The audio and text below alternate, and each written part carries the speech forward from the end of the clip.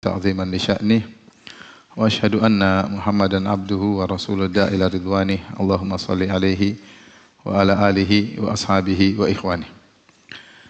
Hadirin hadirat yang dirahmati Allah Subhanahu wa taala. Pada kesempatan kali ini kita akan membahas tentang sejarah disyariatkannya al-udhiyah, yaitu korban ya. Sebagaimana disinggung oleh para ulama, di antaranya Ibnu Qayyim rahimahullahu taala, bahwasanya di antara sebab disyariatkannya Idul Adha atau korban ya adalah kisah bagaimana Nabi Ibrahim alaihissalam ketika akan menyembelih putranya Ismail alaihissalam. Dan sebagian ulama memperluas lagi, bukan cuma Idul Adha tetapi al-hadyu atau al-hadaya, hewan-hewan yang disembelih pada hari nahar oleh jamaah haji, baik yang melakukan haji tamattu atau haji qiran, itu semua kembali kepada hikmah dari peristiwa Ibrahim alaihissalam ketika hendak menyembelih Ismail. Jadi bukan cuma kurban saja, tapi juga apa? Al-hadyu atau al-hadaya, yaitu hewan-hewan yang disembelih oleh para jamaah haji, karena mereka menyembelih juga pada tanggal berapa? 10 Dzulhijjah, sama seperti kurban udhiyah. Udhiyah juga disembelih mulai tanggal 10 Dzulhijjah. Adapun kisah bagaimana Ibrahim alaihissalam hendak menyembelih Ismail, maka Allah sebutkan dalam surat As-Saffat. Dalam surat As-Saffat Allah sebutkan kisah Nabi Ibrahim mulai dari ayat 83 sampai penyebutan Nabi Ishak sampai ayat 113, 83 sampai 113. Maka pada kesempatan kali ini kita akan membaca ayat-ayat tersebut sambil kita terangkan secara ringkas ya tentang bagaimana Ibrahim alaihissalam akhirnya disuruh untuk menyembelih putranya Ismail, agar kita mendapat gambaran yang lengkap tentang bagaimana ujian tersebut sangat berat. Tapi Allah Subhanahu wa taala berfirman di ayat 83, kata Allah Subhanahu wa taala, "Wa inna min syi'atihi la Ibrahim." Dan sungguhnya di antara golongannya, di sini ada yang mengatakan golongan Muhammad sallallahu alaihi wasallam, ada yang mengatakan golongan Nuh. Yang lebih benar Allah alam besok maksudnya golongan Nabi Nuh, karena sebelumnya Allah bercerita tentang Nabi Nuh. Kata Allah, "Wa laqad nadana Nuhun falani'mal mujibun." Sungguh Nuh telah berdoa kepada kami dan kami kabulkan doanya. "Wa najjaynahu wa ahlahu minal karbil azim."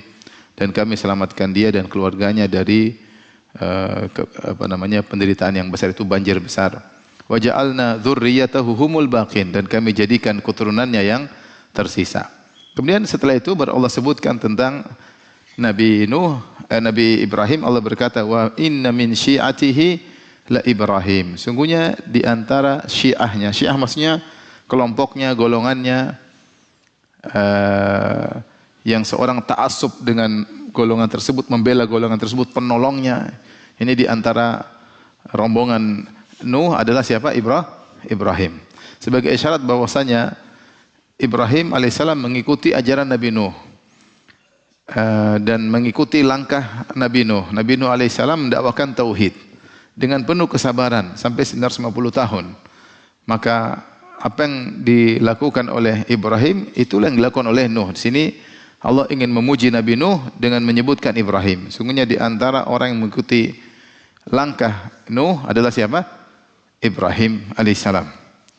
Sama-sama menyuruh kepada tauhid dengan ujiannya masing-masing. Nabi Nuh berdakwah 950 tahun, Ibrahim tidak selama itu, tapi ujiannya juga sangat berat.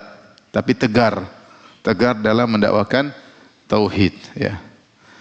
Kemudian di antara juga sebagian ahli tafsir seperti Thahir bin Asyur mengisyaratkan bahwasanya di antara yang diikuti oleh Ibrahim di antara mengikuti apa yang dilakukan oleh Nuh adalah kesabaran. Bagaimana kesabarannya Nabi Nuh alaihissalam yang berdakwah begitu lama, menghadapi berbagai ujian, tantangan, dimusuhi oleh kaumnya sampai bergenerasi-generasi. Maka demikian pula Ibrahim sangat sabar ketika berdakwah. Di antara juga yang diikuti oleh Ibrahim dari perkara-perkara Nabi Nuh adalah hati yang bersih. Makanya setelah itu Allah berfirman, "Idz jaa'a rabbahu biqalbin salim." Ya wa inna min syi'atihi la Ibrahim. Di antara pengikut Nabi Nuh adalah Ibrahim alaihissalam. Idz jaa'a rabbahu biqalbin salim, ketika dia menemui Rabbnya dengan hati yang bersih.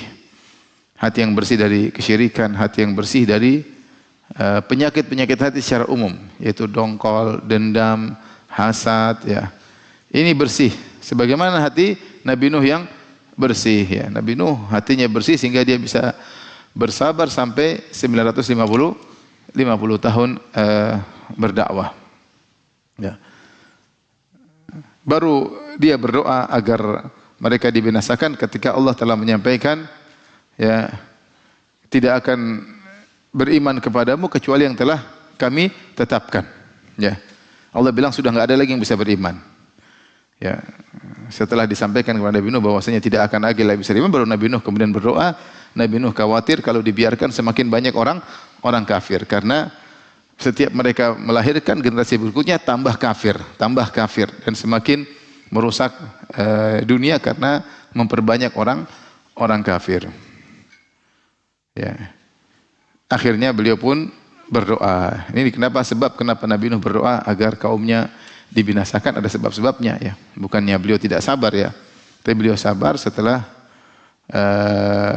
illa man qad aman, ya.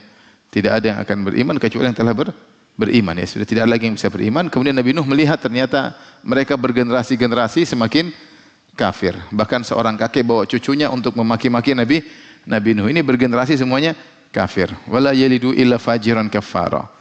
Mereka tidak melahirkan kecuali orang-orang fajir dan kafir. Kalau gitu sudahlah, jangan dibiarkan mereka terus seperti itu. Maka Nabi Nuh kemudian berdoa, akhirnya mereka dibinasakan dengan banjir yang sangat luar biasa.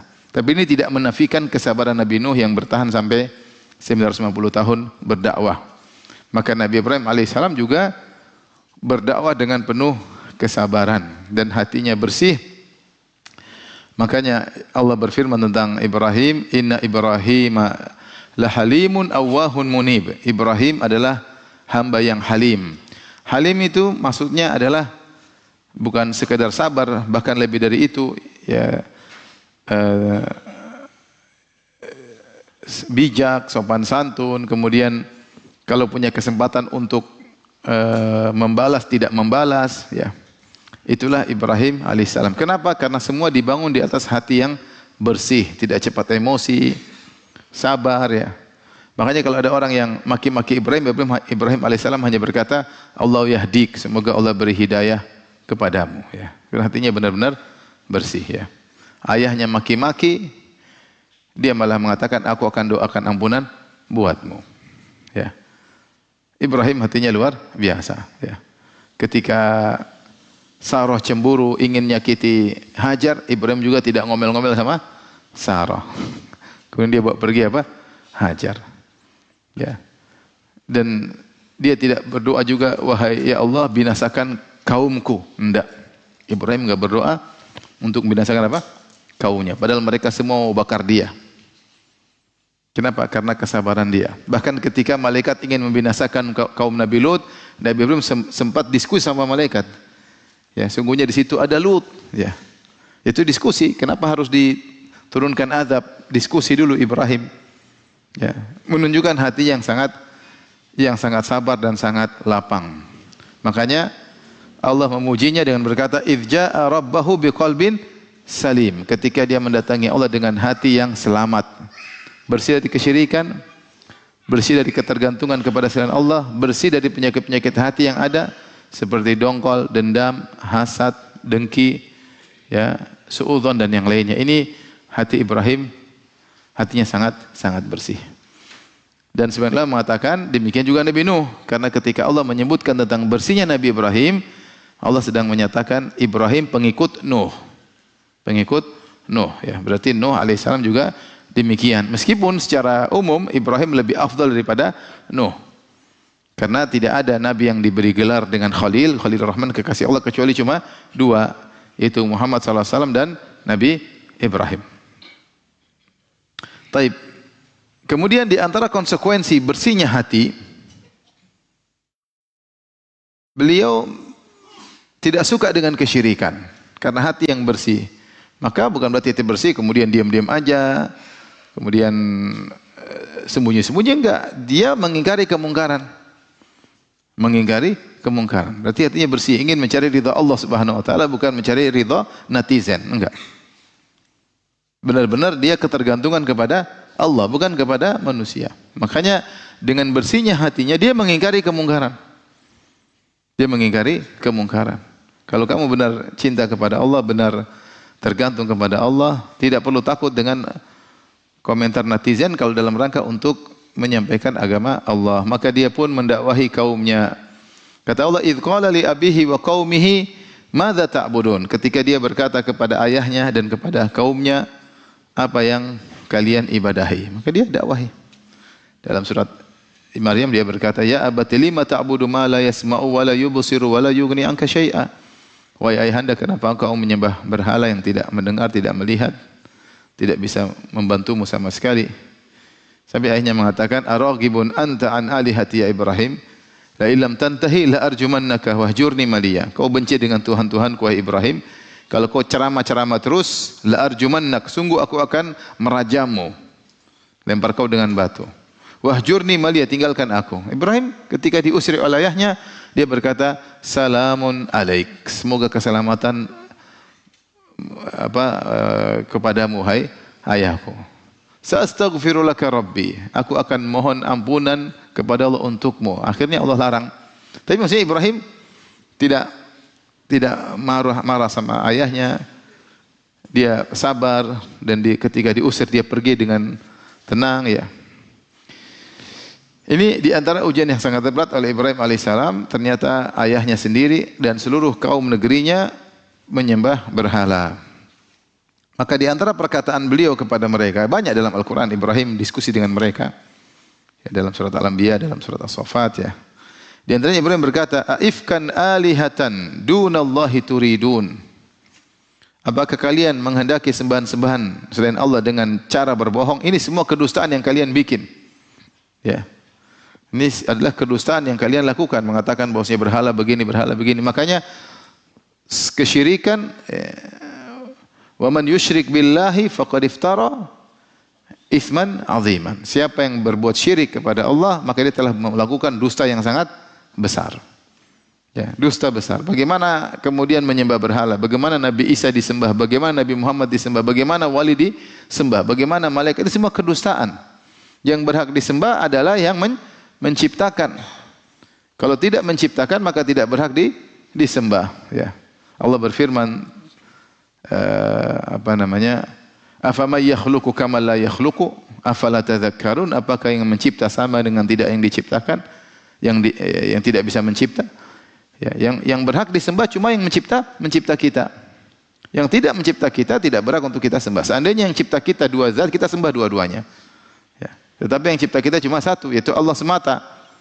Maka dia semata yang berhak untuk disembah. Wattakhadhu min dunihi alihatan la yakhluquna syai'a wa hum yukhlaqun. Mereka mengambil sembahan-sembahan selain Allah yang tidak bisa menciptakan apa-apa, bahkan sembahan-sembahan itu diciptakan. Ya. Oleh karenanya Ibrahim menamakan kesyirikan tersebut dengan kedustaan, mengada-ngada. Datang ke kuburan minta-minta. Emang wali bisa apa? Ya. Mengada-ngada ya.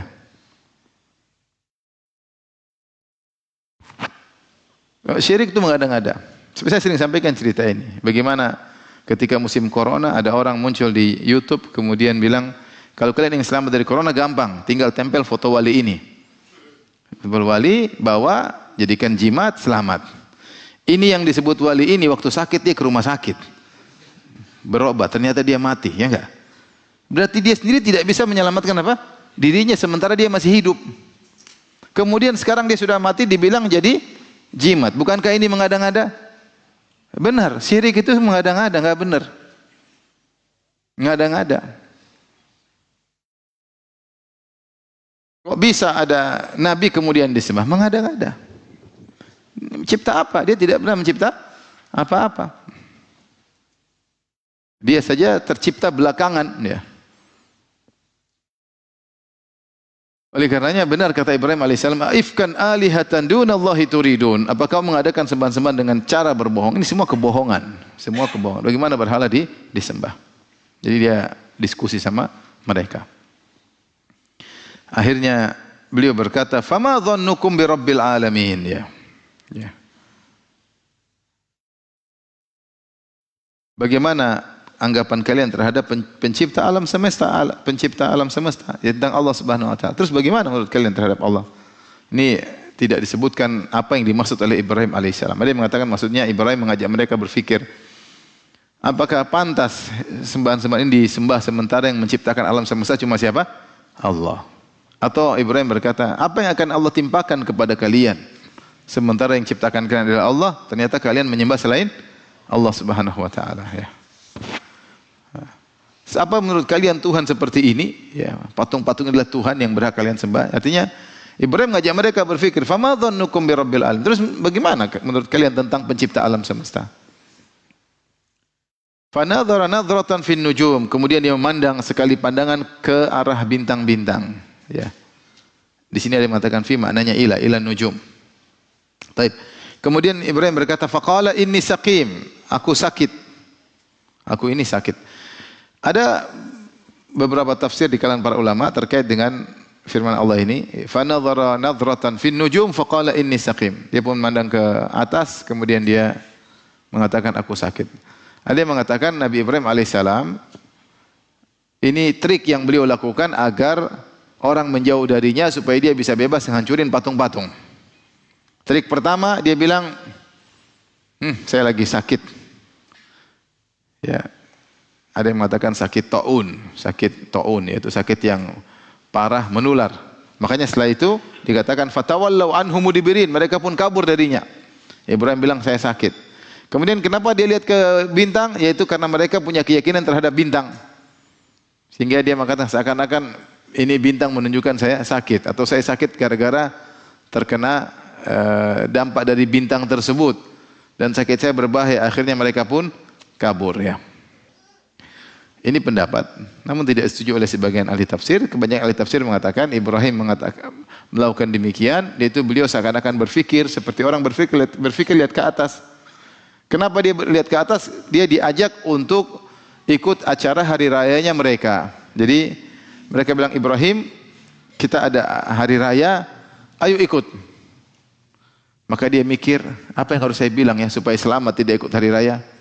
Maka dia bilang, saya sakit, sehingga saya tidak bisa ikut hari raya. Akhirnya mereka pergi.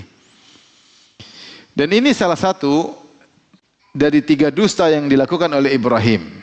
2 dusta karena Allah, 1 dusta karena Sarah. Dusta yang pertama ini, meskipun ini bukan dusta yang nyata, tapi hanyalah tauriah. Tauriah itu ucapan yang benar, tapi disalahpahami oleh pendengar. Ucapan yang benar tapi disalahpahami oleh pendengar. Seperti yang dilakukan oleh Abu Bakar As-Siddiq radhiyallahu anhu ketika beliau berhijrah kemudian bersama Nabi sallallahu alaihi wasallam, maka sebagian orang tanya, orang-orang tidak kenal Nabi, mereka kenal Abu Bakar. Abu Bakar orang suka berdagang ke sana kemari. Nabi sallallahu alaihi wasallam tidak sering berdagang tapi sekali, tidak sering. Berbeda dengan Abu Bakar. Abu Bakar orang yang supel, kemudian suka kemana-mana, tahu daerah-daerah sehingga banyak orang kenal dia. Makanya ketika perang setelah wafatnya Nabi SAW muncul nabi-nabi baru. Maka Abu Bakar mengirim pasukan, kalau nggak salah dia buat 11 pasukan. Dan benar-benar dia bisa memetakan 11 pasukan tersebut. Sini sebelah sini nanti ketemu di mana. Seakan-akan Google Map sudah di kepala beliau. Dia bisa memetakan. Kenapa? Karena dia sering apa? Sering bersafar. Dan berhasil akhirnya memadamkan api murtad yang ketika sedang berkorbar karena banyak nabi-nabi palsu dan juga banyak orang-orang yang enggan membayar zakat, mengingkari kewajiban zakat. Maka Abu Bakar As-Siddiq menyiapkan kalau tidak salah 11 pasukan. Di antaranya dipimpin oleh Khalid bin Walid. Kemudian dia ini lewat sini, ini ke sana, ini ke sini, nanti dari sini ketemu di mana. Itu tidak gampang. Belum ada Google Map waktu itu. Menunjukkan beliau luar biasa. Maksud saya, ketika beliau sedang berhijrah, ada yang tanya, karena orang kenal Abu Bakar tapi tidak kenal siapa di depan Abu Bakar. Ini siapa depanmu? Kata Abu Bakar, hadza hadin ila thariq. Ini penunjuk jalan. Orang yang mendengar, Abu Bakar tidak bohong. Cuma Abu Bakar sengaja mengucapkan perkataan yang jujur supaya disalahpahami oleh pendengar. Itu namanya tauriyah. Inna fil ma'arid manduha. Sebagian ulama mengatakan bahwasanya di tauriyah ini adalah solusi agar tidak terjerumus dalam dusta. Ini boleh tapi dalam kondisi terdesak. Dalam kondisi terdesak. Sehingga Abu Bakar mengatakan ini penunjuk jalan. Orang yang mendengar menyangka Muhammad penunjuk jalan. Jalan benar. Padahal maksudnya penunjuk jalan menuju surga. Bukan jalan tikus, bukan. Bahkan Rasulullah SAW ketika berhijrah juga tidak tahu jalan. Makanya beliau menyewa seorang namanya Abdullah bin Uraiqid yang menunjukkan apa? Jalan. Ini contoh, maksudnya seperti gini kadang-kadang boleh. Tapi tidak boleh sering-sering. Tidak boleh apa? Sering-sering. Ya. Misalnya, kamu ada uang? Enggak ada uang, enggak ada. Enggak ada uang. Saya benar-benar enggak ada uang. Padahal di ATM banyak. Kosong memang ATM-nya isinya 1 miliar. Uang enggak ada memang. Enggak ada uang. Enggak ada uang. Enggak ada uang. Memang enggak ada. Tapi ada ATM isinya 1 miliar. Sesekali ya, jangan sering-sering. Sering-sering tercela. Seorang mukmin asalnya adalah jujur jelas. Asalnya jujur jelas. Ibrahim ketika diajak untuk ikut acara syirik, maka dia enggak ada solusi kecuali dia bilang saya sakit. Saya sakit. Padahal dia tidak sakit. Tapi ketika dia ngomong sakit, dia pakai isim fa'il, saqim atau sifah sigah mubalaghah atau musyabbah bismil fa'il. Maknanya saya sakit, yaitu fa'il maknanya saya sakit. Saya sakit sini maksudnya ya suatu saat saya akan sakit. Karena isim fa'il itu bisa maknanya akan atau bisa maknanya sedang. Kalau dikatakan sedang, maksudnya dia bilang hati saya sakit lihat kalian syirik. Atau kalau maknanya akan, yaitu saya suatu saat akan sakit karena saya memang manusia. Suatu saat saya akan apa? Sakit. Ya. Ini bahasa Arab. Kalau isim fa'il itu maknanya demikian. Seperti firman Allah kepada Nabi Isa, Inni mutawaffika wa rafi'uka ilayya. Aku akan mewafatkan engkau dan aku akan mengangkatmu. Rafi' itu maksudnya isim fa'il. Katanya ini sakim. Enggak tahu kalau bahasa Inggris mungkin apa? Enggak tahu apa namanya tense-nya kayak apa. Tapi intinya isim fa'il itu bisa menunjukkan sedang atau akan. Sehingga mereka pahami Ibrahim sedang sakit. Padahal dia tidak sakit. Kalau dia pun sakit, dia sakit hati, bukan sakit fisik. Atau dia akan sakit suatu saat karena manusia semuanya akan sakit. Ini dusta pertama. Dusta kedua ketika dia nanti hancurin batu-batu, berhala-berhala. Mereka bertanya dalam surat Al-Anbiya, "A'anta fa'alta hadza bi alihatina ya Ibrahim?" Kaukah yang menghancurkan patung-patung ini? Kata Ibrahim, "Bal fa'alahu kabiruhum hadza. Fas'aluhum in kanu yantiqun." Justru yang gede yang hancurin yang kecil-kecil. Tanya aja sama yang kecil-kecil. Ibrahim ini dusta juga enggak, dia namanya kebenaran bersyarat. Dia bilang, seakan-akan dia berkata, yang lakukan yang gede, kalau yang kecil-kecil bisa ngomong. Kalau yang kecil-kecil nggak bisa ngomong, ya saya lah maksudnya. Karena dia bilang, fas'aluhum in kanu yantiqun. Yang bikin yang gede. Apa namanya? Kalau nggak percaya tanya yang kecil-kecil. Ini semua terkait dengan membela Allah Subhanahu wa taala. Dusta yang ketiga, Ibrahim alaihissalam ketika jalan bersama Sarah di negeri Mesir, ternyata di Mesir ada raja yang mata keranjang yang punya intel-intel untuk cari wanita cantik. Kalau dapat wanita cantik harus diambil oleh sang raja. Maka Ibrahim mengatakan, kita pasti diintelin. Nanti kalau mereka tanya kepadaku, siapa kamu wahai istriku Sarah? Saya akan bilang engkau adalah ukhti, saudariku. Karena di atas negeri Mesir ini tidak ada yang beriman kecuali saya dan kamu. Subhanallah. Satu benua tidak ada yang muslim kecuali saya dan kamu. Maka saya mengatakan engkau adalah saudariku. Akhirnya mereka datang, ini siapa nih? Ini saudariku. Kalau Ibrahim bilang ini istriku, dia dibunuh. Diambil paksa istrinya. Tapi kalau dia bilang ini saudariku, dia dimuliakan. Ya. Dia tahu Allah akan menjaga istrinya. Akhirnya istrinya diambil. Ternyata Allah jaga. Sebagaimana kisah yang ma'ruf ya. Taib. Dan 3 dosa inilah yang menghalangi Ibrahim untuk memberi syafaat pada hari kiamat. Sebenarnya ini bukan dosa. Ini bukan apa? Dosa. Ini apa ya? Tauriyah, perkataan benar yang disalah pahami. Dan ini pun semua terpaksa. Bukan sebagian kita gampang-gampangin bohong terus bilang Ibrahim juga begitulah. Kamu beda. Kamu apa yang dibela? Ibrahim bela Allah Subhanahu wa taala. Yang kedua bela dia bisa dibunuh. Semua terpaksa. Itu pun dia tidak nyata-nyata bohong, dia ucapkannya jujur, cuma disalahpahami oleh pendengar, namanya tauriyah. Itu pun membuat dia tidak pede dengan berbagai macam ujian yang Allah, dengan berbagai macam pujian yang Allah muji dia dalam Al-Quran, Rasulullah puji dalam hadis-hadis. Itu pun ketika diminta syafaat oleh Allah, oleh orang-orang pada hari kiamat, dia mengatakan enggak. Saya pernah dusta 3 kali. Subhanallah. Kita berapa kali? Yang sengaja banyak, yang tidak sengaja juga banyak ya. Maka dia mengatakan fa inni saqim, saya sakit.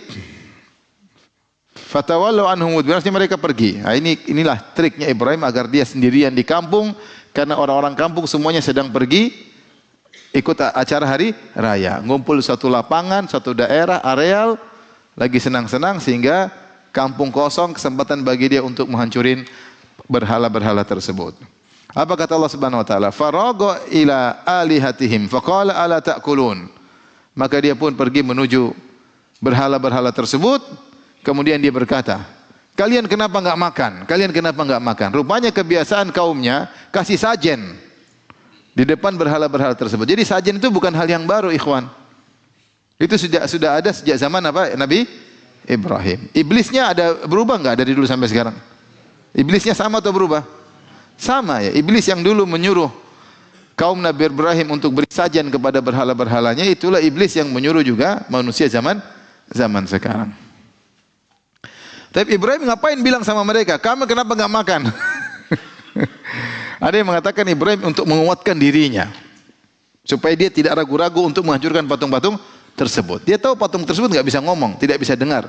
Makanya ketika dia ngomong sama ayahnya, sebelum dia hancurkan patung-patung tersebut, dia kan nasihati ayahnya. Ya abati, lima ta'budu ma la yasma'u, wa la yubsiru, wa la yughni anka syai'a. Wahai ayahanda, kenapa kau sembah patung? Ma la yasma'u, tidak bisa mendengar, tidak bisa melihat, tidak bisa bantu engkau sama sekali. Namun ketika dia mau hancurin patung, dia bilang, ala ta'kulun, kenapa enggak makan? Kenapa enggak makan? Tidak ada orang, cuma dia sendiri. Untuk menguatkan apa? Dirinya. Terkadang seorang goyang, dia harus apa? Kuatkan dirinya. Dengan ngomong sendiri enggak apa-apa. Kamu kuat, kamu kuat. Bismillah, jalan. Seperti itu. Karena dia mau hancurin patung, dia tahu konsekuensinya ngeri.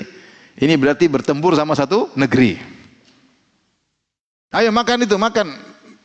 Itu ayam goreng, makan. Apel tuh makan tuh.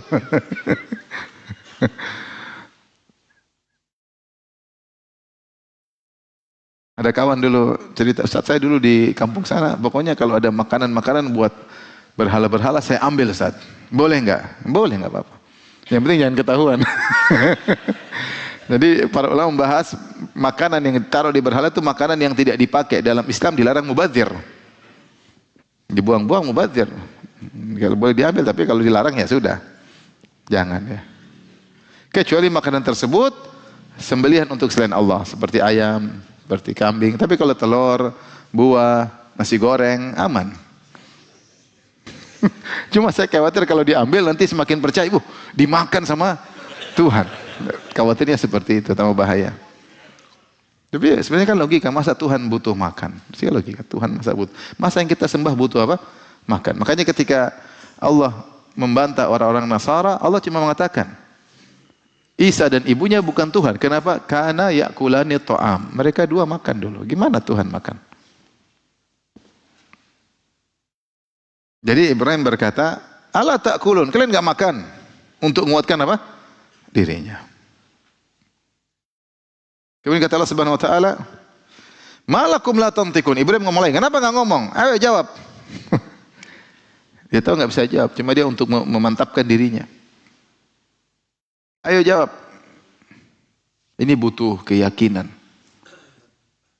Butuh kekuatan iman, butuh tawakal.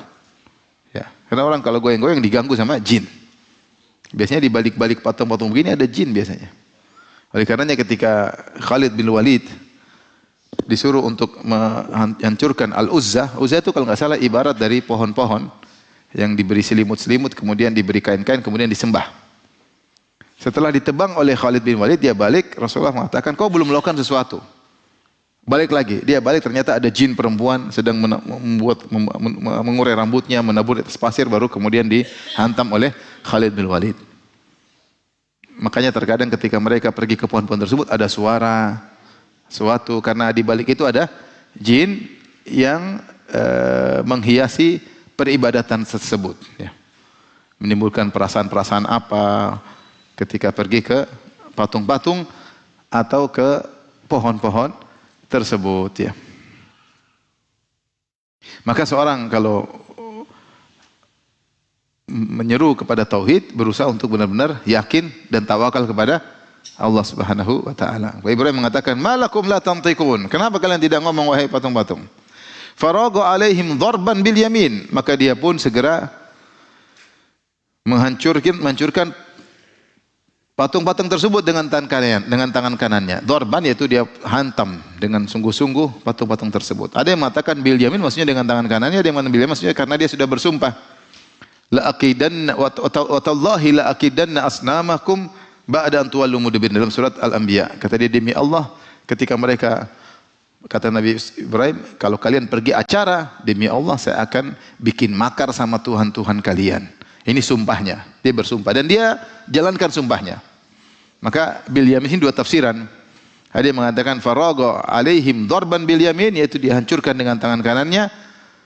Ada yang menafsirkan yaitu beliau menghancurkan sesuai dengan sumpah yang pernah beliau janjikan, bahwasanya beliau akan hancurin patung-patung tersebut. Akhirnya tersebarlah berita, waduh, Tuhan-Tuhan kita sudah hancur. Dan Ibrahim, Masya Allah, dia pintar, dia alaihissalam ngajak mereka berpikir, dia hancurin semua patung kecuali yang gede. Pertama supaya itu jadi kambing hitam, Tuhan yang gede. Yang gede bukan yang kecil, gede, tanya aja yang kecil-kecil. Yang kedua untuk kasih tahu yang gede tidak setuju ada Tuhan-Tuhan tandingan, paham? Kecil-kecil ngapain? Saya yang gede harusnya disembah. Jadi ajak berpikir mereka. Dia hancurin tinggal satu, ya. Faqbalu ilaihi yazifun, maka mereka segera datang bergegas. Yazifun tergesa-gesa, terburu-buru. Yusri'un. Segera karena mereka dalam kondisi marah sekali. Mereka datang, ini kok patung sudah hancur. Mereka ngobrol di antara mereka. Man fa'ala hadza bi alihatina innahu laminadh dhalimin. Siapa yang bikin Tuhan-Tuhan kita seperti ini? Sungguh dia orang yang zalim. Qalu sami'na fatan yadhkuruhum yuqalu lahu Ibrahim. Kami dengar ada seorang pemuda, lihat, seorang pemuda, Ibrahim masih muda, yang memaki-maki Tuhan kita. Pemuda itu namanya siapa? Ibrahim. Qalu fa'tu bihi ala ayunin nas la'allahum yashhadun. Datangkan dia, kita habisi dia di hadapan massa. Permalukan dia. Mau dibakar. Akhirnya diskusi tadi, anta fa'alta hadza bi alihatina? Ibrahim, kau yang bikin ini semua. Dan mereka enggak lihat. Enggak ada CCTV waktu itu, enggak lihat. Kau yang bikin. Ibrahim dengan mudah mengatakan, yang gede. Bal fa'alahu kabiru fadha. Kalau enggak percaya tanya sama yang kecil-kecil. Kenapa leher kalian patah, tangan kalian patah? Coba ngomong. Tanya sama yang gede. Tanya yang kecil-kecil, pasti mereka bilang yang gede. Ya, ini namanya dusta bersyarat, tapi syarat tidak terpenuhi, maka bukan dusta. Seperti ada orang pernah bilang di satu daerah ada namanya patung Syekh Fulan. Kalau kau panggil dia, terus dia dengar, dia noleh gini. Cuma dia enggak dengar, jadi enggak noleh-noleh. Jadi Ibrahim tidak dusta secara murni, tapi kita boleh bilang dia dusta bersyarat dan syaratnya tidak terpenuhi. Dia ngajak mereka berpikir. Coba tanya yang patung kecil. Jadi akhirnya mereka kalah berduel, kalah berhujah, argumentasi. Akhirnya mereka pakai otot. Ya. Harriquh, bakar dia. Wansuru alihatakum, tolonglah Tuhan-Tuhan kalian. Kalau kalian benar-benar membela Tuhan-Tuhan kalian, bakarlah Ibrahim. Dalam ayat ini Ibrahim berkata kepada mereka, ajak mereka berpikir. Setelah mereka panggil Ibrahim, waktu habis hancur dia pulang ke rumah diam-diam aja. Dihadirkan dengan paksa. Dia berkata, ata'buduna ma tanhitun? Kok bisa kalian menyembah apa yang kalian pahat? Nahat itu pahat. Allah khalaqakum wa ma ta'malun. Allah yang menciptakan kalian dan apa yang kalian pahat tersebut. Ini logika sangat logis dari Ibrahim. Kalau mau nyembah, yang disembah yang menciptakan kita, yang berikan nikmat kepada kita, itu baru benar. Yang menciptakan kita, ya. Seperti doa sujud Nabi Muhammad SAW, sajada wajhi lilladzi khalaqahu. Wajahku sujud kepada yang menciptakan wajah tersebut. Ya, wa sawwarahu, yang membentuk wajah tersebut, itu yang kita sujudi, itu yang kita sembah. Wa syaqqa sam'ahu wa basara, yang buat menimbulkan pendengaran, penglihatan. Bukan sujud kepada yang tidak menciptakan kita. Kalau mau sujud, sujud kepada yang mencipta. Gimana kalian menyembah yang kalian pahat sementara yang menciptakan kalian adalah Allah. Jadi mereka ini sudah benar-benar di bawah. Ada peribadatan kepada yang lebih hebat daripada manusia, yang menurut persangkaan manusia. Seperti menyembah malaikat. Kenapa menyembah malaikat? Karena menyangka malaikat lebih hebat. Kenapa ada penyembahan terhadap jin? Karena jin sosok yang dianggap hebat, bisa ini, bisa anu, bisa sehingga disembah. Atau menyembah orang-orang soleh, karena dianggap orang-orang soleh tersebut memiliki kedudukan khusus. Meskipun tidak mencipta, malaikat, jin, tidak, orang soleh tidak mencipta, tapi dianggap lebih tinggi, maka disembah. Kalian aneh. Kalian menyembah yang di bawah kalian. Menyembah apa? Berhala. Yang berhala kalian yang bikin. Harusnya berhala sembah kalian, paham? Lah iya, yang bikin berhala siapa? Kalian kan. Harusnya berhala sembah kalian kalau dia mau bersembah. Ini kalian yang bikin berhala, kalian sembah berhala. Gimana logikanya? Kalian yang pahat, kalian yang bikin bentuk. Gimana kalian sembah berhala tersebut? Ibrahim ajak berfirman, mereka tidak bisa jawab. Tidak bisa. Kalian yang pahat. Kalian bikin bentuk. Kalian yang susun. Kalian yang campur semen sama apa? Itu pasir. Kalian, kalau kurang mancung kalian mancungin. Terus kalian sembah, kan enggak logis. Enggak logis. Saya pernah cerita ada kawan masuk Islam gara-gara dia lagi nyetop bis. Dia bukan orang Islam. Terus dia lihat ada pabrik pembuatan Tuhan. Dia lihat. Dia sambil bis lihat, ada yang bikin Tuhan. Bikin Tuhan. Terus ada Tuhan yang setengah jadi, dia dudukin. Wah, ini orang nggak sopan, meskipun belum jadi jangan didudukin dong. Duduk, kakinya diangkat sambil bikin Tuhan satunya. Wah, ini Tuhan setengah jadi, jangan begitu dong, Mas. Dia berpikir dia dapat hidayah, dia masuk Islam. Masuk Islam. Ya saya bilang sembahan itu logikanya kita menyembah yang menciptakan kita. Kalau enggak, orang menyembah biasanya yang lebih hebat daripada dia tunduk, meskipun tidak boleh. Ini aneh, kalian menyembah yang kalian pahat sendiri. Wallahu khalaqakum wa ma ta'malun. Allah yang menciptakan kalian, dan Allah menciptakan patung-patung tersebut. Ini semua ciptaan Allah Subhanahu wa taala. Bagaimana kalian menyembah sesama makhluk? Kalian Allah ciptakan, patung juga yang ciptakan siapa? Allah, ya. Semen, batu yang ciptakan siapa? Allah. Pohon yang kalian pahat yang ciptakan pohon siapa? Allah. Gimana makhluk nyembah makhluk? Yang ada itu makhluk nyembah Khalik, sang pencipta. Ini ada pembahasan akidah, tapi saya tidak bahas sekarang tentang Allah khalaqakum wa ta'malun. Taib. Akhirnya ketika mereka kalah berargumentasi, maka harus pakai otot, enggak ada jalan lain. Maka mereka memprovokasi. Wansuru alihatakum, ayo tolong Tuhan-Tuhan kalian. Sudah dizalimi Tuhan-Tuhan kita, dihancurin. Ayo tolong. Mana kesetiaan kalian? Ayo tolong. Qalu ibnu lahu bunyanan fa'alquhu fil jahim. Kata mereka, bikin bangunan, lemparkan dia dalam api. Jadi dibuat bangunan, api tersebut tidak terbuka tapi dalam bangunan sehingga panasnya luar biasa. Dibuat bangunan secukupnya, dikumpulkan kayu bakar, kasih batu-batu, kemudian jadi kayu bercampur dengan apa? Batu. Jadi panas biar apa? Diungkep luar biasa panasnya, baru lempar situ ceritanya. Fa'alquhu fil jahim. Kalau sudah panas, lemparkanlah Ibrahim dalam bangunan tersebut yang berisi kayu bakar dan batu-batu yang panas. Maka disebutkan mereka semangat karena ini adalah ibadah membela Tuhan. Maka mereka kumpulkan kayu bakar sebanyak-banyaknya. Sampai disebut dalam sebagian buku tafsir seperti Ibnu Katsir rahimahullah menyebutkan sebagian wanita bernazar, kalau saya sembuh, saya akan bawa kayu bakar buat Ibrahim. Sampai mereka nazar demikian. Jadi Ibrahim ditahan, kemudian dicari waktu untuk buat apa? Bangunan tersebut. Bangunan untuk bakar Ibrahim. Akhirnya setelah itu Ibrahim dibuka bajunya, kemudian dilempar. Dilempar ke tengah lautan api. Situlah Ibrahim berkata, ya, hasbiyallah wa ni'mal wakil. Cukuplah Allah bagiku dan dia sebaik-baik tempat bertawakal. Akhirnya Ibrahim pun diselamatkan oleh Allah Subhanahu wa taala. Kata Allah Subhanahu wa taala, "Fa aradu bihi kaidan faja'alnahumul asfalin." Mereka hendak melakukan makar kepada Ibrahim, namun kami menjadikan merekalah yang rendah, yaitu mereka gagal, mereka malu. Sudah satu negara semuanya ingin bakar Ibrahim, ternyata tidak berhasil. Ternyata Ibrahim keluar dengan nyaman. Allah berfirman, "Ya naru kuni bardan wa salaman ala Ibrahim." Wahai api, jadilah engkau dingin dan penuh keselamatan bagi Ibrahim. Ibrahim keluar dengan nyaman, tidak terbakar sama sekali. Kemudian dia berkata, "Wa qala inni dzahibun ila rabbi sayahdin."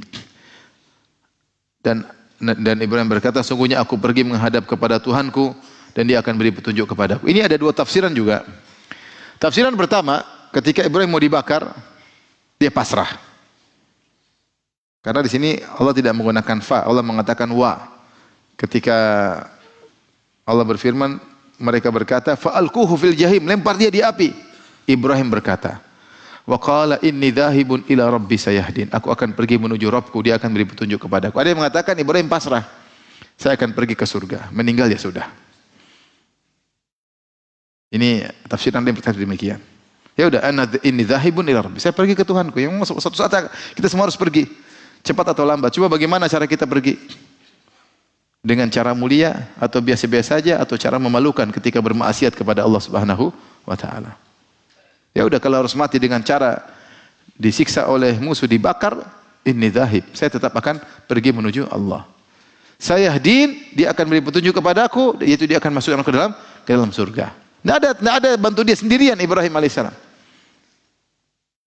Sendirian. Ini pendapat pertama. Pendapat kedua, ini diucapkan oleh Ibrahim setelah selamat. Setelah beliau keluar selamat, maka beliau berkata di hadapan kaumnya, "Inni dzahibun ila rabbi." Aku akan pergi menuju Rabbku. Sayahdin, dia akan beri petunjuk kepadaku. Itu enggak usah urus aku lagi. Sudah, aku tidak akan dakwah lagi. Saya harus pergi. Saya dakwah, kalian tangkap bakar, ya sudah. Ibrahim harus pergi meninggalkan negerinya yang dia cintai, Babilonia, Irak. Babilonia. Situ ada Raja Namrud, ada anak buahnya. Maka dia mengatakan demikian untuk meninggalkan kaumnya dengan penuh kesedihan. Kaumnya, mungkin om-omnya, mungkin kakak-kakaknya, mungkin adiknya, mungkin sepupunya. Dia dari situ, orang kampung situ. Akamsi, anak kampung apa? Situ. Iya benar ya, singkatannya benar. Dia anak kampung situ, orang situ. Keluarganya di situ. Bapaknya kafir. Wallahu alam tentang ibunya. Tapi dia pergi sendiri dengan penuh kesedihan. Khilaf di kalangan para ulama. Apakah Ibrahim ketika sudah menikah dengan Sarah atau dia menikah dengan Sarah di Suriah, di Harran. Harran itu daerah Suriah atau perbatasan Turki dengan Suriah. Sebenarnya mengatakan Ibrahim sudah menikah dengan Sarah, ada yang mengatakan tidak, Ibrahim menikah dengan Sarah di sana. Karena tidak disebutkan Sarah bersama Ibrahim, lagi pula Sarah terkenal cantik dan orang terkenal cantik dari Syam. Dari Syam. Maka dia pun ketika pergi dengan penuh kesedihan, tidak ada yang bersamanya, maka dia pun ingin punya teman, keluarga yang soleh menemaninya dalam kehidupannya. Maka dia berdoa, "Rabbi habli minas salihin." Ya Allah, anugerahkanlah kepadaku anak yang soleh. Subhanallah. Kata Allah, "Al-malu wal banuna zinatul hayatid dunya." Harta dan anak-anak adalah perhiasan kehidupan dunia. Orang kalau punya anak soleh, luar biasa. Itu nikmat yang sangat-sangat luar biasa. Punya anak soleh, nurut, dikasih tahu, nurut, diarahkan, membahagiakan orang tua, membanggakan orang tuanya. Sampai kadang-kadang anak begitu soleh, dia yang nasihati kita. Dia yang nasihati kita. Sungguh kebahagiaan Allah menjadikan nasihat kepada kita dari orang yang sangat tulus, yaitu anak kita sendiri. Kalau istri yang nasihati mungkin modus.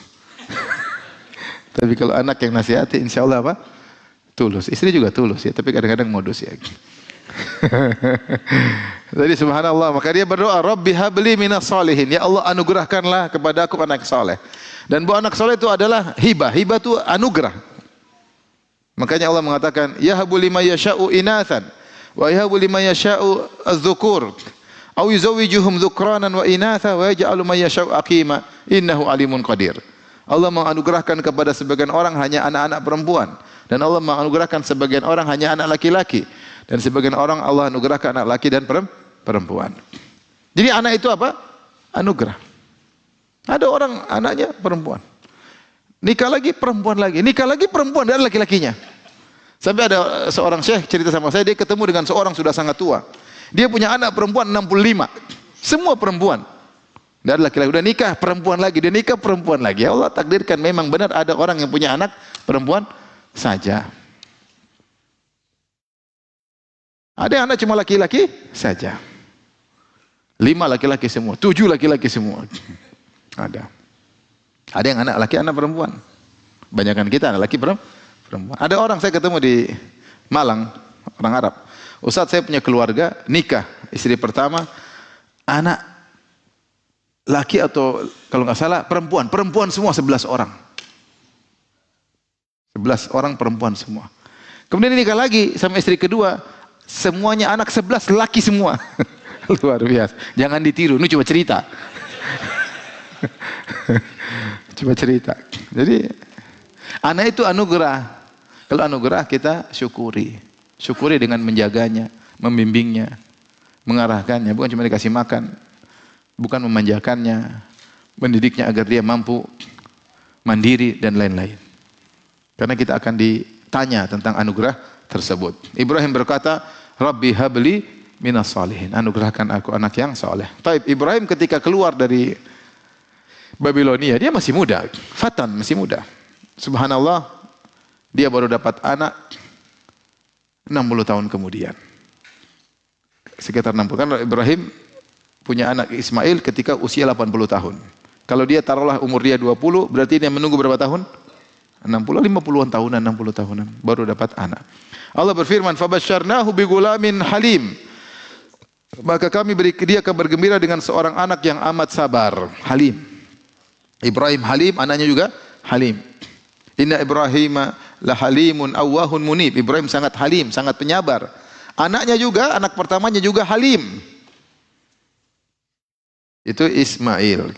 Di sini fa basyarnahu maksudnya bukan langsung dikabulkan, tapi ketika kami akan mengabulkan akan dia punya anak, maka kami beri kabar gembira dia akan punya anak. Tapi Allah kasih isyarat ketika Allah mengatakan bigulamin halim, anak yang sangat penyabar, isyarat dia akan diuji anak ini. Akan diuji di kemudian hari. Dan benar akan diuji dengan ujian yang sangat berat. Sejak kecil sudah diuji. Sejak kecil sudah diuji. Karena lahir dari Hajar. Hajar pembantunya siapa? Sarah. Sarah karena lihat suaminya enggak punya anak sudah puluhan tahun, udah nikah sama ini pembantu. Begitu nikah malah punya anak. Ketika punya anak, dan tujuan Sarah agar Ibrahim punya anak. Tapi ketika sudah muncul sang anak, dia cemburu. Begitulah perempuan, tidak komitmen.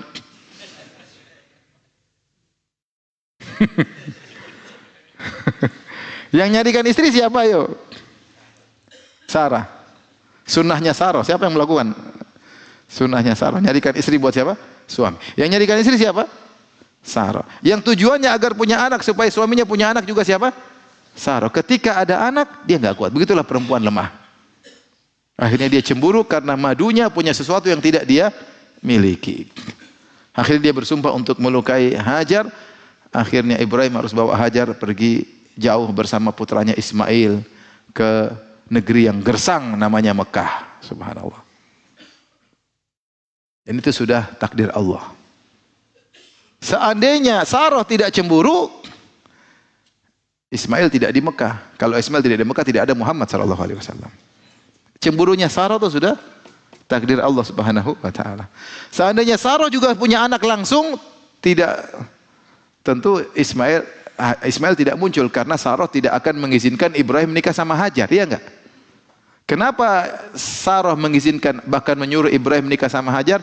Karena Sarah tidak punya anak. Jadi di balik semua musibah ada hikmah. Setelah Ibrahim punya anak dari Hajar, baru Allah kasih Sarah anak, yaitu Ishak. Makanya kita ini kadang semua kejadian di luar nalar kita. Di luar nalar kita. Kalau nyaman-nyaman aja. Ibrahim pergi, kemudian nikah dengan Sarah, punya anak, selesai. Emang akan menikah dengan Hajar? Enggak. Kalau enggak ada Hajar, nikah dengan Hajar tidak ada Ismail. Kalau Ismail enggak dibuang di Mekah, enggak akan muncul Muhammad. Ini semua sudah Allah siapkan takdirnya. Maka akhirnya, walhasil akhirnya Ismail halim, kata Allah, kami akan berikan kepada engkau anak yang sangat penyabar. Sejak kecil sudah diuji. Maka pergilah dia bersama ibunya, dipisahkan jauh. Kisah yang masyhur. Akhirnya dibekali dengan sekantong air minum dan sekantong korma. Air minum habis, korma habis. Akhirnya Hajar tidak lagi keluar asinya, air susunya tidak keluar. Akhirnya Ismail kesakitan. Akhirnya Hajar pun cari air, cari makanan ke bukit Safa Marwah. Akhirnya Jibril datang ngeluarin air, namanya air Zam-Zam. Maka kemudian Hajar di situ akhirnya ngerawat Ismail. Kisah panjang, tapi kita bukan mau cerita itu. Akhirnya Ismail besar di sini. Kata Allah Subhanahu wa taala, "Falamma balagha ma'ahu sa'ya," ketika anak itu sudah sampai pada umur yang bisa bekerja, itu bisa bantu ayahnya, bisa menggantikan posisi ayahnya, bisa berburu sama ayahnya. Itu ada yang mengatakan, banyak ahli tafsir mengatakan umur 13 tahun. Berapa tahun? 13 tahun. Maka Ibrahim diuji oleh Allah, diuji lagi. Pertama diuji dengan terpisah dari anak satu-satunya yang dia cintai. Sudah dinanti 60 tahun baru lahir. Bayang kalau udah doa nunggu 60 tahun, anak baru lahir suruh pisah. Sedih atau tidak? Sedih luar biasa. Pikiran anak saya gimana ibunya, gimana anaknya, makan apa. Tapi ini ujian. Ketika anak tersebut sudah besar, sudah 13 tahun, sudah ganteng-gantengnya, sudah gagah-gagahnya, disuruh sembelih. Ujian berikutnya. Jadi kalau kita perhatikan Ibrahim alaihissalam ini diberi gelar Khalilur Rahman, kekasih Allah, yaitu yang dicintai oleh Allah. Itu Allah mencintainya dan dia mencintai Allah. Sehingga dia dipuji pada perkara-perkara yang dia cintai. Diuji pada perkara-perkara yang dia cintai. Bapaknya dia cintai, harus kafir. Negerinya dia cintai, harus dia tinggalkan. Istri yang dicintai Hajar harus jauh darinya. Putra yang dia cintai harus jauh darinya. Putra yang dia cintai harus disembelih anak satu-satunya.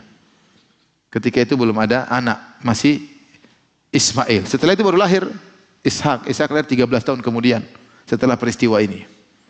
Jadi Ismail umurnya 13 tahun menurut pendapat banyak ahli tafsir. Ketika itu maka Ibrahim mimpi bahwasanya dia menyembelih anaknya. Dan kita tahu mimpi para nabi adalah wahyu. Mimpi para nabi adalah wahyu. Dan mimpi adalah derajat wahyu terendah. Dan subhanallah Ibrahim sekali mimpi langsung dia jalankan, menunjukkan iman yang luar biasa. Mungkin dia tidak bilang, ini cuma mimpi, mungkin salah kali. Enggak. Coba saya tunggu, siapa tahu mimpi kedua. Dia tidak tahu, ya Allah, benar enggak mimpi ya Allah? Enggak ada enggak perintah yang lain ya Allah? Masa ini perintahnya? Enggak ada. Ibrahim benar-benar tunduk dan patuh kepada Allah. Allah kasih perintah yang istilahnya isyarat, bukan perintah yang tegas. Cuma mimpi. Karena wahyu yang paling rendah mimpi. Setelah itu mungkin malaikat Jibril turun. Yang paling tinggi adalah bicara langsung dengan Allah Subhanahu wa taala. Tapi derajat mimpi yang paling wahyu paling rendah pun akhirnya Ibrahim menjalankan. Dia mimpi, dia datang kepada putranya Ismail. Ya bunayya inni ara fil manami anni azbahuka fanzur madza tara. Wahai putraku. Dia sebut dengan panggilan yang penuh kasih sayang. Wahai putraku, ya bunayya. Wahai putraku. Bahkan dia tidak mengatakan wahai ibni, tapi putra kecilku, yaitu bunayya itu ditasghir, putra kecilku, ya. Wahai anakku. Ini ara fil manami, dan dia menggunakan dengan fi'il mudhari. Kalau bahasa Inggris apa? Present tense, itu continue. Seakan-akan sedang di hadapan dia, padahal mimpi sudah selesai. Tapi seakan dia berkata, ya anakku, saya sedang bermimpi dalam mimpiku. Jadi dia menggunakan dengan fi'il mudhari, seakan-akan kisahnya hadir di hadapan dia. Inni ara fil manami anni azbahuk. Aku lihat dalam mimpiku, aku menyembelih engkau. Fanzur madza tara, bagaimana menurutmu wahai putraku? Kata para ulama, Ismail bisa saja kabur. Enggak mau bi, enak aja, kabur maka dia kafir seperti anaknya Nuh, ya enggak? Nuh alaihissalam. Tapi Allah sudah bilang, kau akan punya anak yang sabar. Dan namanya anak sabar tidak mungkin diketahui kesabarannya kecuali diuji. Isyarat pasti diuji. Diuji sejak kecil, dia sudah tahan ujian, hidup tanpa ayah, hidup bersama ibunya, di tengah orang-orang yang bukan dari sukunya. Ya. Maka Ismail dengan tegar berkata, Ya abati fa'al ma tu'mar, wahai ayahanda, lakukanlah apa yang kau diperintahkan. Satajiduni insyaallahu minas sabirin. Kau dapati aku insyaallah termasuk orang-orang yang sabar. Makanya Ismail berjanji, insyaallah kau akan dapati aku termasuk orang yang sabar. Dia tidak sombong, dia tidak bilang saya pasti sabar, tapi dia mengatakan insyaallah. Ini kalimatul isti'anah untuk meminta pertolongan. Insyaallah dengan izin Allah saya akan apa? Sabar. Dan dia bukan mengatakan insyaallahu sabiran, enggak. Tapi dia mengatakan minas sabirin, aku akan termasuk dari rentetan orang-orang yang bersabar. Aku termasuk dalam golongan mereka insyaallah. Ya, menunjukkan lebih mantap lagi. Ya masih orang berkata, ayahanda bukankah engkau tahu banyak orang-orang sabar? Insyaallah saya termasuk mereka. Golongan orang-orang yang sabar. Makanya Allah berfirman, "Wadhkur fil kitabi Ismail, innahu kana shadiqal wa'di." Dan bacakanlah kepada mereka tentang kisah Ismail dalam Al-Quran. Innahu kana shadiqal wa'di. Dia menunaikan janjinya. Dan dia janji dia akan apa? Sabar. Di sini kita bingung ya. Mana yang lebih hebat, Ibrahim atau Ismail? Yang sabar menyembelih anaknya atau yang sabar untuk disembelih bapaknya? Mana yang lebih susah menurut antum? Hah? Bukan menyembelih bapaknya, menyembelih anaknya. Mana yang lebih susah? Menyembelih anaknya atau disembelih bapaknya? Dua-duanya berat. Dua-duanya berat. Maka dua-dua orang hebat. Bapaknya halim, anaknya juga halim. Dan anaknya subhanallah ya. Namanya umur 13 masih pingin main-main. Ini nasibku ayahanda disembelih. Berat. Kita bayangkan Ibrahim ini anak satu-satunya. Anak laki-laki satunya, enggak ada anak yang lain. Terus disuruh sembelih. Dia tak mau punya anak, dia enggak tahu. Apakah masih punya anak lagi enggak tahu. Keturunannya cuma dari jalur ini. Kalau dia mati selesai. Mau turun enggak ada keturunan. Allah belum kabarkan dia bakalan punya anak namanya Ishak belum. Maka ujian sangat luar biasa. Ismail juga dengan sabar. Wahai ayahanda lakukan apa yang kau diperintahkan. Insya Allah kau dapati aku termasuk orang-orang yang sabar. Seorang jangan terlalu pede.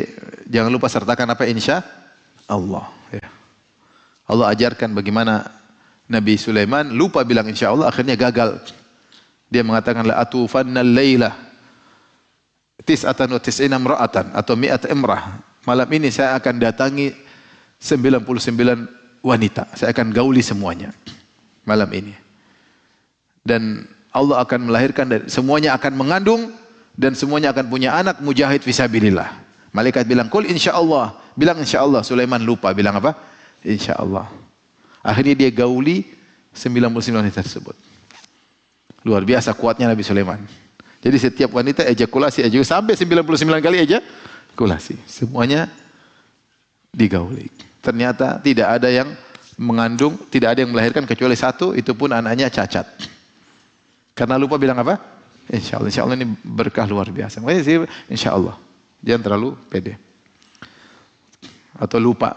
Ya. Kadang terlalu pede, kadang lupa. Ya. Maka biasakan mengucapkan insya Allah. Dan benar akhirnya Ismail sabar. Allah berfirman, "Falamma aslama." Tatkala mereka keduanya pasrah, aslama yaitu Islam, yaitu menyerahkan urusan semua kepada Allah, bertawakal sepenuhnya kepada Allah. Ini berat. Siapa yang bisa nyembelih putranya sendiri? Siapa yang kuat disembelih oleh ayahnya? Falamma aslama, ketika keduanya sudah berserah diri. Wa tallahu lil jabin. Kemudian Ibrahim membandingkan anaknya di pelipisnya. Jabin, ini jabin ini ya. Jabhah di tengah. Ini namanya jabin. Ada kanan, ada apa? Kiri. Ini bahasa Indonesia apa namanya? Dahi ini. Kalau ini, ya sudah itu namanya jabin. Ya, ditaruh. Ada yang mengatakan, Ibrahim tidak tega kalau nyembelih langsung di depannya. Dia balikkan anaknya supaya ketika dia nyembelih dia tidak melihat wajah anaknya, dan anaknya juga tidak melihat wajah ayahnya ketika sedang menyembelihnya. Sungguh berat. Maka dia mengurangi kepiluan. Ya udah anakku, kamu begini aja habis sembelih.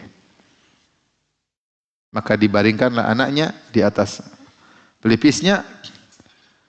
Ya, akhirnya ketika mau disembelih, Allah seru, tidak perlu disembelih karena Allah ganti dengan domba yang besar. Wa nadainahu ayya Ibrahim, maka kami pun menyeru kepadanya, wahai Ibrahim, qad saddaqatar ru'ya, sungguh kamu telah membenarkan mimpi itu, kamu telah menjalankan mimpi yang diwahyukan kepadamu.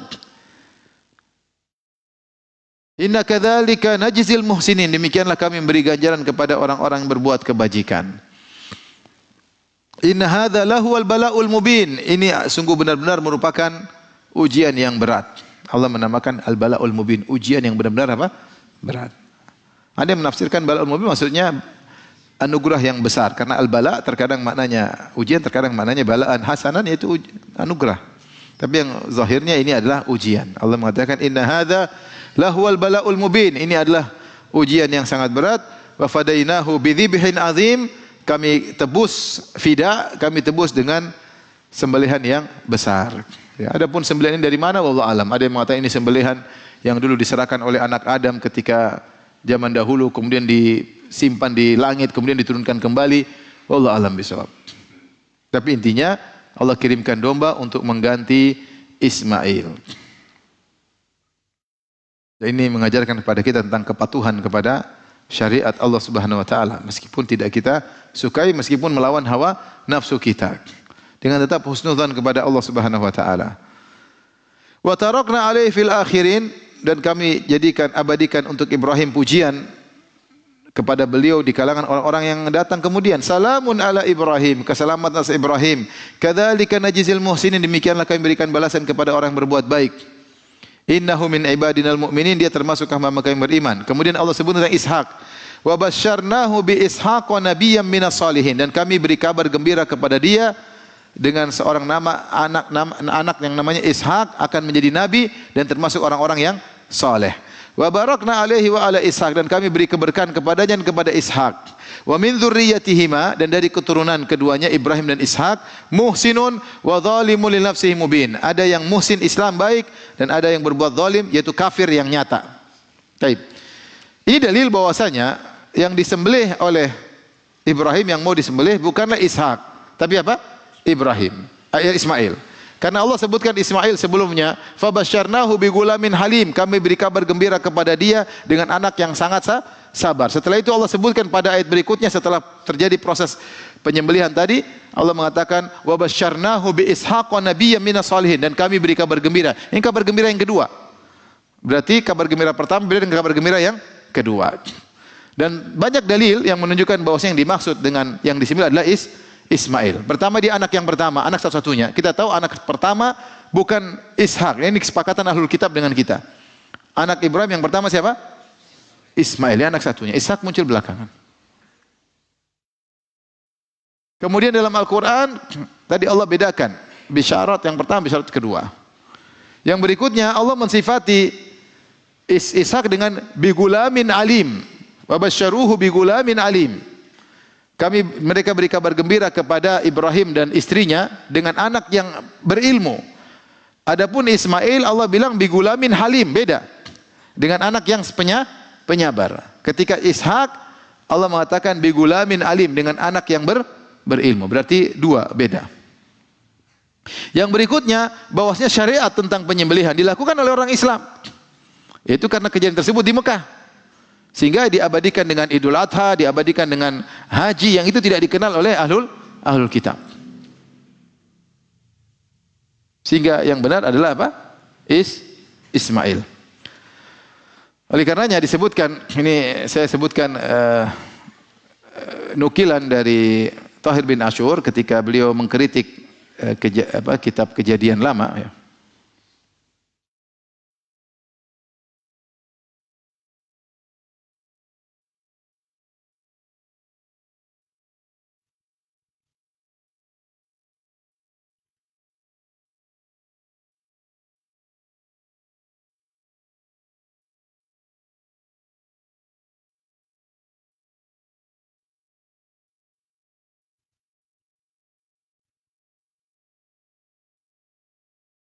Sebentar saya carikan ya.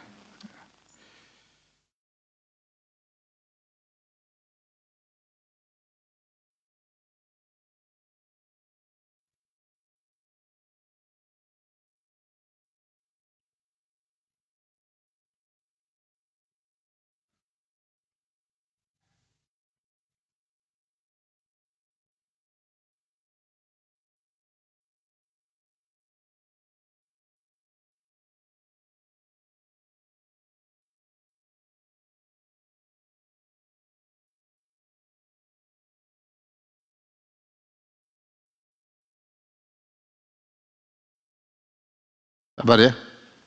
Sabar nggak? Sabar sebentar, saya carikan. Duhur masih lama kan?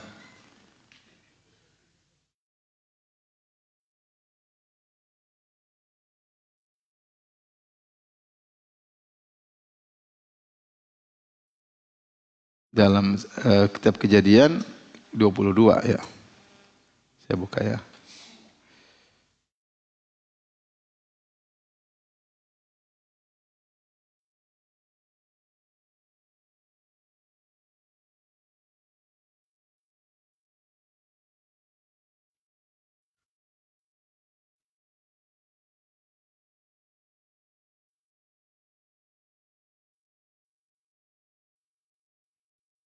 Kisah tentang penyembelihan juga disebut dalam kitab Kejadian 22, tapi yang disembelih adalah Ishak, bukan Ismail ya.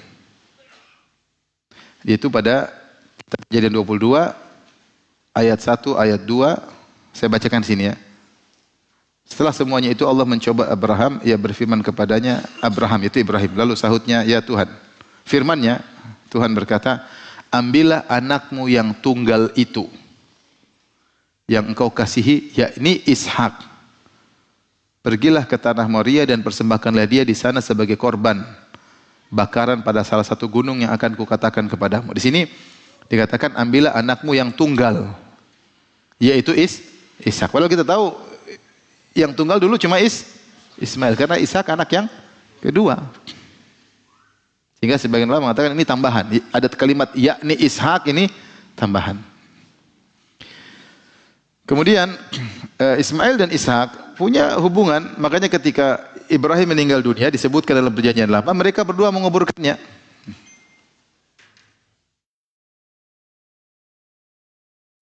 Saya bacakan pada Kejadian 25, dan anak-anaknya Ishak dan Ismail menguburkan dia dalam gua Makpela.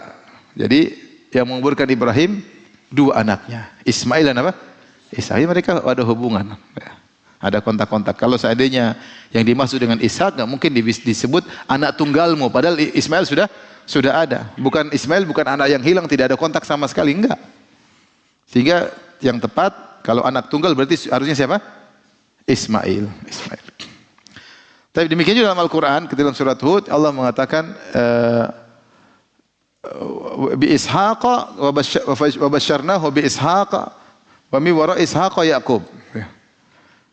Dalam surat Hud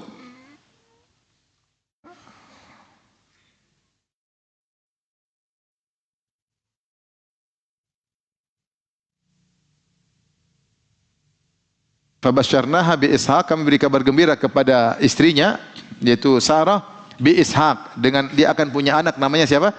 Ishaq. Wa mi wara Ishaq Yaqub, dan setelah Ishaq akan punya cucu namanya Yaqub. Jadi sebelum Ishaq lahir malaikat sudah kasih kabar kepada Sarah, kamu bakalan punya anak namanya siapa? Ishak. Apakah titik? Bukan titik, masih lanjut. Ishak ini bakalan punya anak namanya siapa? Yakub. Seandainya kalau Ishak mau disembelih kan aneh. Lah, kan kamu bilang katanya bakalan punya anak, ngapain saya suruh sembelih? Jadi ujian tersebut akan tidak ada maknanya. Karena Allah sudah ngabarin dia bakalan punya anak, Ishak ini akan punya anak namanya siapa? Yakub. Seandainya Ishak lahir, kemudian tiba-tiba pada usia 13 tahun Allah bilang sembelih Ishak. Nabi Ibrahim bisa tanya, ya Allah, bukankah pertama kau udah bilang dia bakalan punya anak, ini belum punya anak sudah disembelih? Ya berarti yang benar yang disembelih adalah siapa? Ismail. Baik, di akhir ayat tadi Allah mengatakan Setelah itu abasyarnahu bi Ishaq nabiyyan minas salihin. Setelah itu Allah beri kabar gembira setelah Ismail lahir juga akan lahir seorang anak namanya siapa? Ishaq. Wa barakna alaihi wa ala Ishaq. Kami beri berkah kepada Ibrahim dan juga kepada Ishaq. Kemudian kata Allah, wa min dzurriyyatihima, dan dari keturunan keduanya muhsinun wa zalimun li nafsihi mubin. Ada yang muhsin berbuat baik Islam dan ada yang zalim kafir musyrik. Ini dalil bahwasanya keturunan Ibrahim dan Ishak tidak semuanya muslim.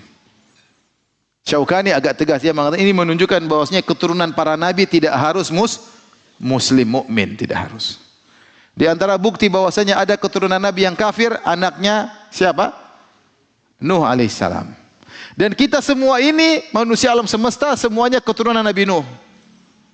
Entah cucu ke seberapa.